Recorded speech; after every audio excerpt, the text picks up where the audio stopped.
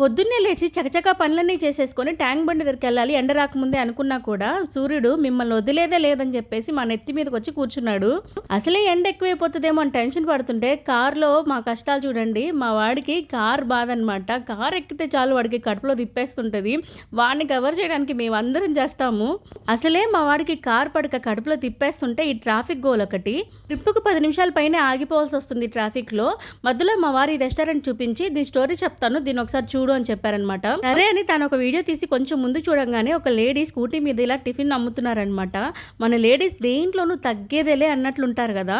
నాకైతే అవన్నీ చూసి చాలా ప్రౌడ్గా అనిపించింది. ఇంటి పనులు, పిల్లల పనులు, అన్ని పనులు చేసుకొని మళ్ళీ ఇలా బయటకు వచ్చి ఇలా టిఫిన్ సేల్ చేస్తున్నారంటే సూపర్ కదా అసలు. అది కూడా ఎర్రటెండలో. ఎలాగోలాగా మా వాడిని పట్టుకొని అలాగే ట్యాంక్ బండ్ వరకు వచ్చేసామన్నమాట. సరే ఇంతకీ ఆ రెస్టారెంట్ స్టోరీ ఏంటి అని అడుగుతారా? రైతాన్ని పదే పదే అడిగారని చెప్పేసి ఆ రెస్టారెంట్లో కొంతమంది సేల్స్ వాళ్ళు అతన్ని కొట్టి చంపేశారట.